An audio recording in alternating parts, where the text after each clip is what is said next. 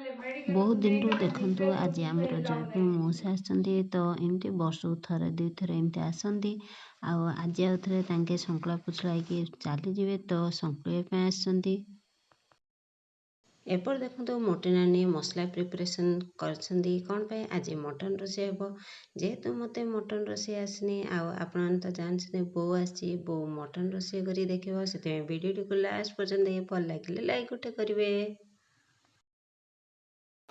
नमस्कार भल अच्छ आपण मैंने खुशी तो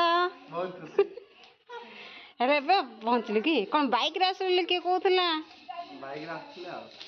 कि कार बाइक रे हाउ हाउ चलो चलो काम करिया।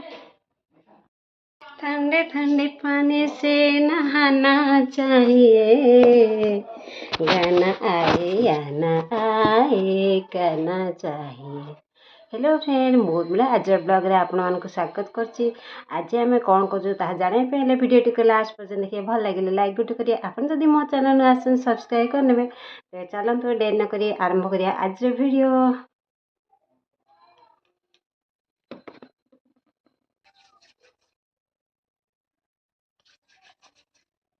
चलतु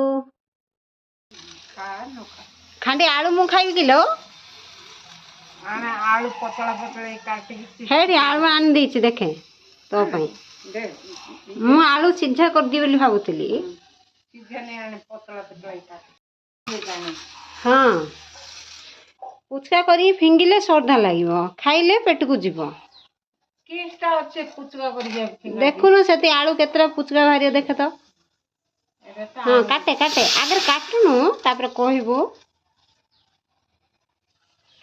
हाँ खाई पका से एक पैसा सरलान जे नहीं ला तापर सीटा अच्छी आ गोटे काटे टेम्पर मारी कहबो ए टेम्पर बेसी फुटाणी मारना तो फुटेई आमर आज जीरो नाइट पार्टी चलती देखो सेपटे डाली बसची बो ये आलू काटुची आउ कौन हम आ सेपटे मोटी नानी कौन कर देखा एमाने कौन रे पहरा घोड़े की शोच मोटे नानी कौन कर पियाज काट हाँ जीरो नाइट हो जाऊ अरे ए तमें मैंने कौन ये शुच हाँ साउकार आसला गलनी तमें दीटा तुम साउकार मालिक आसला आसी पलैला तुम संकुलानी हेले तुम साउकार कले तार जेती दिन डिपोजिट करथिए सेती दिन हेले आके उठेबो मझिरे दरकार पड़ले तो मिलबो आउलो तासे हबो एतरे जाळ न हेले मते तासे जाळ न हेले हे जिवो भात भात भात हला परे आलू भजाटा हेबो आलू भजाटा हेबो ना ना आलू सिझाटा हेबो डाली फुटेई देबे आलू हो कौन है आमठू नहीं जू टिके डाली टिके नबू ना कौन आमे दबुल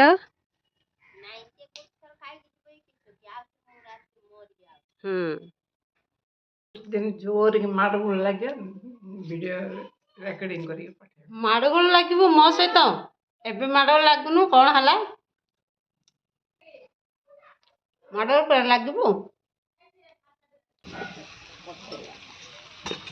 एबे आलू भजा बसची आ पूरा रोसे हेले आमे खाइबू आज हमर zero night party zero night तो कहबने एटा जीरो डे पार्टी कौन पहले एटा दिन रे होची तो सेट में देखो हमर जीरो डे पार्टी होची आलू भजा आलू डाली पकई दउछ एला मते सिझा खाया को मन आ ये कहले मु कौन करबी को जा दिन मन ना मु कह तू तो आलू खाऊनु एलो तरकारी नागिलो सब काढ़ी पकेबो हेले बेकार कि मो पे आलू गोटे सिझे देउता मु खाई दउथबी मते से मसला मसली गुडा पसंद नहीं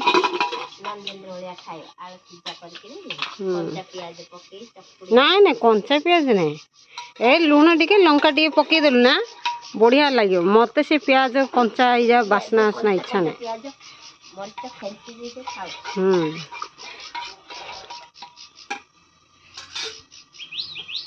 ଡାଲିଟାକୁ ଇଏ କଲୁନି ଟିକେ ଗରମ କରିଥିନା ବାସ୍ନା ହେଇଥାନ୍ତା। ଗରମ ଅଛି। ମୁଁ ଯେମିତି ବାଗି ରାନ୍ଧିବାର ଶିଖିଛି ମୁଁ ତୋ ବାପା ଏଇଟା ଏକା ଶିଖେଇଛି ଏମିତି ରାନ୍ଧିବାର।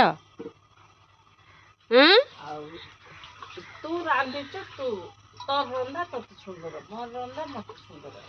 ହେଲେ କଣ ଏମିତି ତୋ ବାପା ଶିଖି ଆସିଛୁ କିଲ? ମୋର ବାପା ଘର ଖାଇବାକୁ ମିଳୁଥିଲା ଯେ ରନ୍ଧା ଶିଖେଇବେ। ତୋ ବାପା କଣ ଶିଖେଇଲା? ଏ ଡେଙ୍ଗାରୁ କଣ ଶିଖି ଆଇଛୁ ଲ? ତୋର ବାପାକୁ ବେଶୀ ଖାଇବାର ମିଳୁଥିଲା ଯେ ତୋର ବାପା ଭଲ ଶିଖେଇଲା। ମୋ ବାପା ପରା ବାହାରେ ଥିଲା। ମୋର ବାପା ଘର ମତେ ଖାଇବାକୁ ମିଳୁନଥିଲା। ଆଉ ତାଙ୍କେ କୁଆଡେ ରନ୍ଧା ଶିଖେଇବେ? ମୋ ବାପାର ସାହାଯ୍ୟରେ ତୁ ଟାଉନ ବୁଲିଲୁ, ରାନ୍ଧିବା ଶିଖିଲୁ। ସତ କଥା କହ, ଡେଙ୍ଗାରୁ କଣ ଶିଖି ଆଇଥିଲୁ କହ? ଖାଲି ବଣ ପାହାଡ଼ ବୁଲିବା ଡାକା ଶିଖିଥିଲୁ। ମୋ ବାପା ଚାକିରି କରିବାରୁ ତମ ପାଇଁ କେତେ ସେଫ୍ ହେଇଛି ଦେଖେ। ଧନୀ ଘର ଝିଅ ବୋଲି ଫୁଲେଇ କାଢିଦେଲେ ତମେ ନାରେ ନାରେ ଡାରେ ଡାରେ ହେଇଥା। କଣ ନାରେ ନାରେ ଆଜିକାଲି ହେଲେ ତ ଭଲ, ସମସ୍ତେ ଖୁସି ହଉଛନ୍ତି। ମୁଁ ବଡ଼ ଘରର ଝିଅ, ମୋର ଅଣ୍ଡରା ଚାକିରି କରୁଛି ବୋଲି ଫୁଲାପଣ ଦେଖେଇଥିଲେ ତମେ ସବୁ ସାତ ପାଞ୍ଜିରେ ପଳେଇ ସିଆଡେ ଅନେ କଣ ପାଇଁ କହୁଛୁ? କହିବୁ ତ କହିବୁ, ମୁହଁ ଅନେ କହ। ତୋର ଯଦି ପାଞ୍ଜିରେ ପଳେଇ ଥା ଚଲ। ଏ କଣ ହେଲା? 8 ପାଞ୍ଜିରେ ଆମେ ଏବେ ଅଛୁ।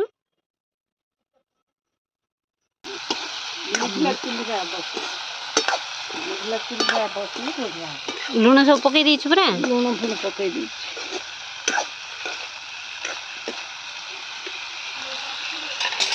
ଟିକେ ଡାଲି ପକେଇ।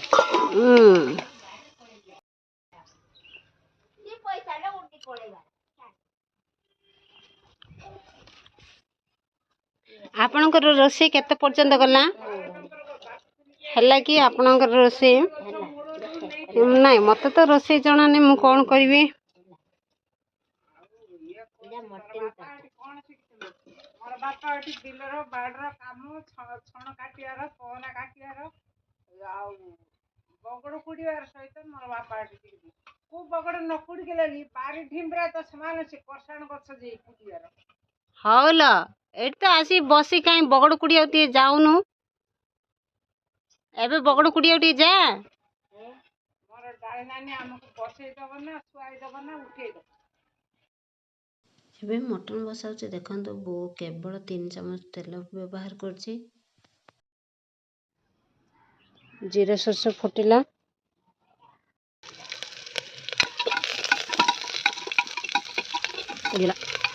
ଜିରା, ଧନିଆ, ସୋରିଷ, ଅଦା, ରସୁଣ ଆଉ ପିଆଜ ନେଇକି ବାଟଣଟା ପ୍ରସ୍ତୁତ କରାହେଇଛି। ଏବେ କଷା ହେବ। ଆଉ ତାପରେ ଦେଖନ୍ତୁ, ବୋଉ ଚିନି ଟିକେ ଦେଉଛି। କ'ଣ ପାଇଲେ ମଟନର କଲର୍ ଆସିବା ପାଇଁ ବୋଲି ସେ ଚିନି ଟିକେ ଦେଉଛି।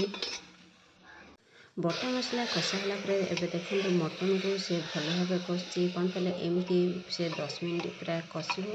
ତାପରେ ଦେଖିବା ସେଥିରେ ମରିଚ, ହଳଦୀ ଗୁଣ୍ଡ ସବୁ ପଡ଼ିଯାଇଛି।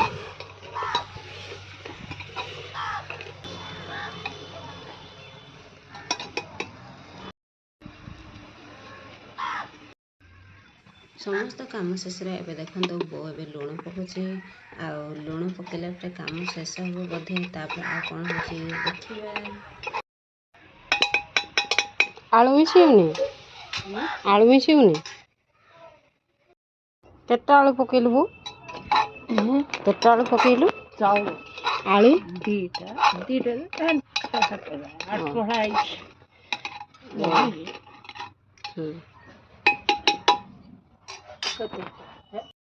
ଇଏ ଡାଲି ବସେଇଛି। ଡାଲି ହେଇଗଲା, ଡାଲି ସେପଟ ଫୁଟିଗଲା। ପୂର୍ବରୁ ରଖିଥିଲା ଗରମ ପାଣି ଆଉ ବଳିଥିବା ମସଲା ପାଣି ପକାଇ ଦେଇକି ଏବେ ଘାଣ୍ଟି ଦେଇକି ଘୋଡ଼େଇ ଦେବ। ତାପରେ କିଛି ସମୟ ପାଇଁ ବୋଲି ରଖିଲା ପରେ ହେଇଯିବ ଆମର ମଟନ ତରକାରୀ।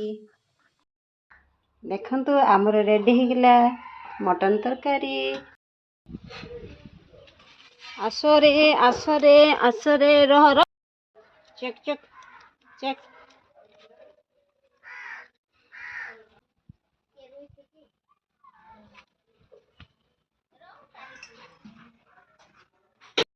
ରୋଷେଇ ତ ଦେଖିଲେ ଆପଣଙ୍କ ରୋଷେଇ କେମିତି ଲାଗିଲା କମେଣ୍ଟ କରିବେ। ଆଉ ଏବେ ଆମେ ପାଇଁ ବଢ଼ା ଯାଇଛି ତ ଆମେ ଜଲ୍ଦି ଜଲ୍ଦି ଖାଇଦଉ। ହ୍ୟାପି ନ୍ୟୁ ଇୟର ପଦନା ପଳେଇଲୁ bye happy new year advance happy new year କହିବା ନୂତନ ବର୍ଷର ଅଭିନନ୍ଦନ ତୁମକୁ ମୋର ଫୁଲ ଚନ୍ଦନ। Thank you bye bye good night ଭଲ କି ଜିରୋ ନାଇଟ୍ ପଳ ଆମର ତ ଜିରୋ ଡେ ହେଇଗଲା ମା ପ୍ରିୟଙ୍କା ବର୍ଷକୁ ଆଡଭାନ୍ସ ହ୍ୟାପି ନ୍ୟୁ ଇୟର ପୁରୁଣା ବର୍ଷ ବାଏ ବାଏ ନୂତନ ବର୍ଷ ଆଇ।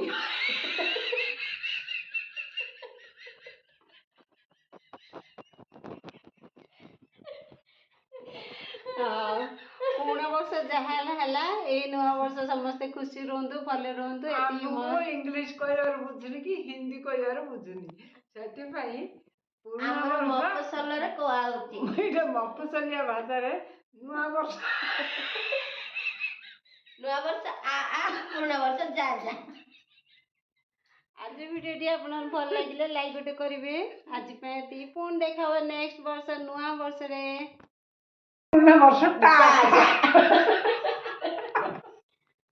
ଆଉ ଆଗୁଆ ନୂଆ ବର୍ଷ ସମସ୍ତେ ଖୁସି ରୁହନ୍ତୁ ଭଲରେ ରୁହନ୍ତୁ।